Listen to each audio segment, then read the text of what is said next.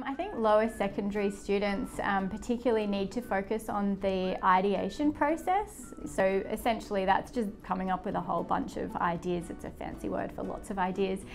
So they're creative thinking. Students often just want to pick the first idea that comes into their head or comes into their friend's head, and they're a little bit unwilling to push that further. So as part of project-based learning, we always encourage students to come up with multiple ideas, and then they have to go through a process of, coming to just choose 2 or 3, brainstorming them a little bit more, developing them up, sharing that with another team, so getting some peer assessment, getting teacher feedback, and then selecting the best possible idea out of those 3 ideas. So going from, I often get my kids to do 10 big, crazy, far out ideas, bring it down to 3, share those 3 with another team or the teacher, and then select the best one. And then from that one, then you go through to refining and making it super awesome. So you could watch those clips, the small clips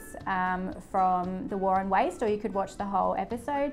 Then you could, as a class, come up with all the different ideas, all the problems that are evident, and then get the kids pick one particular problem and brainstorm 10 possible solutions, then move to the 3, then move to the 1. And that's a very important kind of process. It takes a long time, the kids are frustrated by it, but you get better quality product in the end. All right, so for lower high school students, once they have identified their problem after they've gone through this process of ideation, they're like, yep, this is the problem that I want to work on. I think then they need to generate a range of inquiry questions, because that frames their independent research. And it's a difficult process, and students are often quite resistant to it, but it's very important. We want curious kids. We want kids who are asking not just questions, but quality questions. So in order to do that, we use the starbursting method, which is essentially drawing a little star on the whiteboard or on a piece of paper, and for each point of the star, you say why, what, where, how, when. These are basically question stems, and then you force the students, or you ask them nicely, to generate questions starting with those stems. So for example, if we wanted to look at the problem with plastics getting into the ocean and affecting the animals, for example, they would have to ask a why question, like why does rubbish end up in the water? A how question, how can we stop rubbish getting in the water? And continuing around the circle until they've got 10 quality questions. And then we can go through the question formulation technique, which is where they just basically go, is this an open question? Is this a closed question? And what we want is a series of open questions that drives their authentic inquiry. So that's a really important step, I would say, as they move towards this project. One of the key things that students, particularly in the lower years of high school, need to learn is how to research well. So it's important to spend a lesson or half a lesson teaching the students how to access quality sources, how to identify what is credible and what isn't.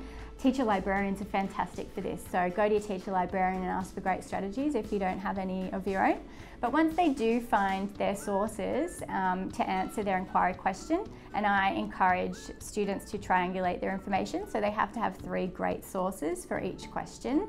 Then I teach them how to use the Cornell note-taking method, which essentially is you rule up your page in a particular way, where they have a bunch of questions or key points that they put down one column from reading the source, and then in the other column, how does this relate to my question and my project?